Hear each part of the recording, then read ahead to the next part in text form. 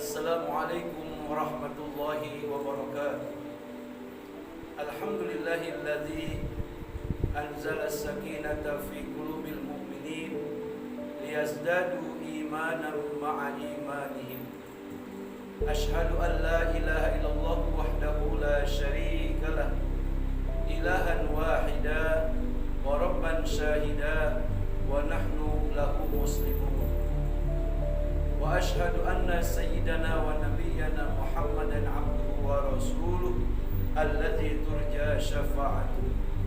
Allahumma salli wa sallim wa azim wa karim wa barik ala hadzal nabiyil karim sayyidina wa habibina wa syafi'ina wa maulana Muhammadin wa ala alihi wa sahbihi ajma'in. Amma ba'd.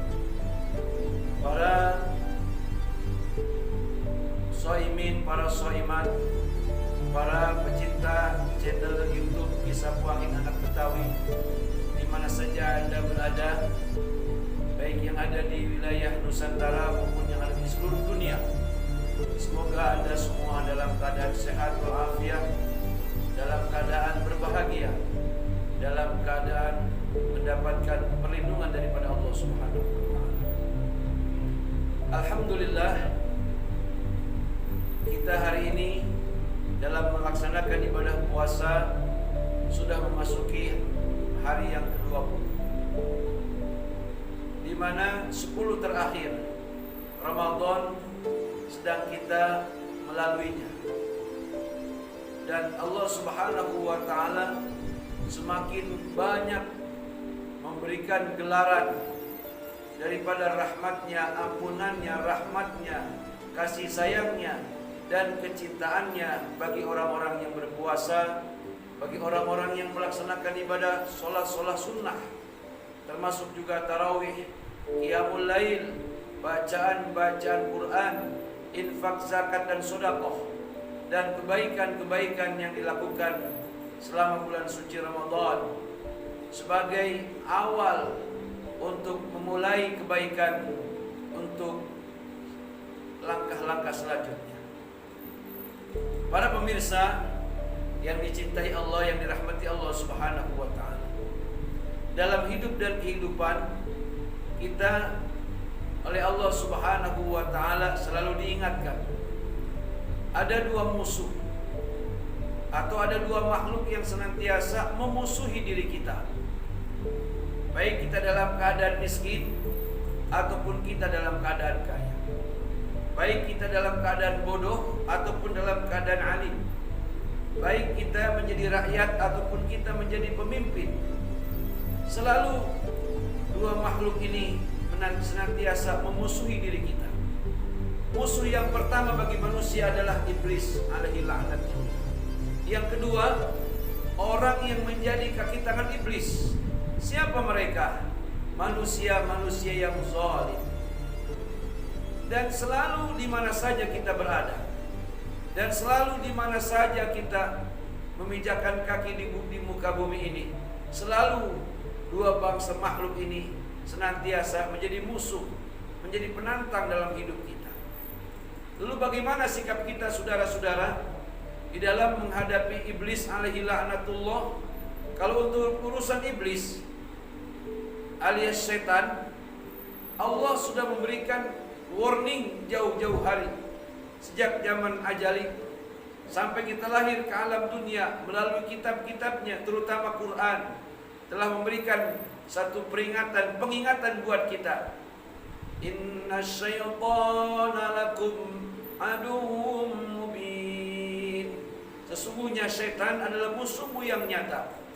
Kemudian dalam surah Yasin Allah pula ingatkan kepada kita tentang iblis yang menjadi setan, yang selalu menghalang-halangi kita untuk mengingat Allah, yang selalu mencegah kita untuk berbuat kebaikan, berbuat jalan keadilan, berbuat jalan kemaslahatan untuk diri kita dan untuk di tengah-tengah umat.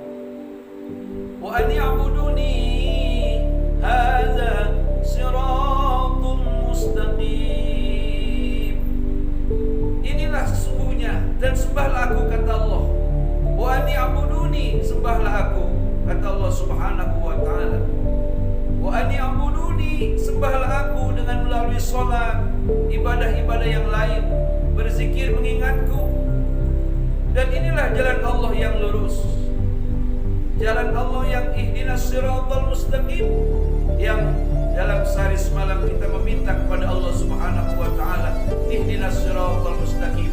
Lalu Allah jawab dalam surah Yasin, wa an ya'buduni hadza siratal mustaqim. Sembahlah aku dan inilah jalan aku yang lurus.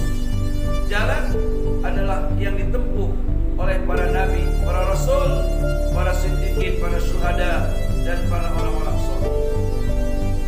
Musuh kategori iblis alias setan ini musuh yang tidak nampak, yang dia melihat kepada kita, kita tidak bisa melihat kepada dia. Tapi ingat saudara-saudara, rayuannya, bujukannya dapat kita rasakan. Di mana iblis itu meletakkan daripada sensor untuk menjadi penggerak, penggoda kepada diri kita? Jawabannya adalah di nafsu kita. Nafsu yang amarah, nafsu yang lawamah, nafsu yang bahimiyah. Itulah daripada letak-letak alat daripada iblis alaihi laknatullah untuk mengendalikan kita bangsa manusia untuk beriman kepada Allah Subhanahu wa taala. Dan musuh sebangsa iblis ataupun setan, Allah sudah memberikan banyak pengingatan kepada kita. Dengan dibacakan ayat-ayat Al-Quran, dia akan minggir dari kita. Dengan dibacakan Yasin, dengan dibacakan ayat kursi, dia pun akan menyingkir dari kita.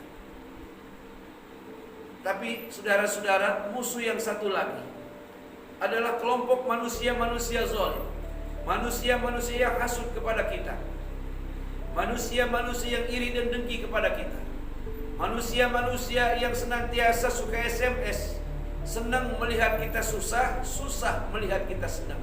Ini musuh yang lebih sulit untuk menghalaunya ketimbang iblis alaihi laknatullah. Kadang dia selalu bersama-sama kita, kadang dia berpura-pura menolong kepada kita, kadang dia berpura-pura menjadi baik kepada kita, dan pada akhirnya dia menggunting dalam lipatan, dia menikam dari belakang, dia menjadi musuh dalam selimut. Inilah kelompok orang-orang zalim. Tapi tenang saudara-saudara, jangan takut, jangan bimbang, jangan khawatir untuk menghadapi musuh yang namanya iblis, dengan untuk menghadapi musuh pula yang namanya manusia yang zalim. Allah Subhanahu wa taala sudah memberikan daripada hal yang luar biasa dengan nur min nurillah, cahaya daripada cahaya Allah Subhanahu wa taala. Agar bagaimana untuk mendapatkan nur daripada nurnya Allah Subhanahu wa taala, lagi-lagi Allah mengingatkan kepada kita, wa an ya'buduni, beribadahlah kalian kepadaku, menyembahlah kalian kepadaku. Dalam surah Al-Bayyinah Allah mengingatkan sama kita, di mana Allah mengingatkan dalam firman-Nya, di mana Allah mengingatkan dalam ayat-ayatnya, di mana Allah Subhanahu wa taala selalu ingatkan kepada kita, wa ma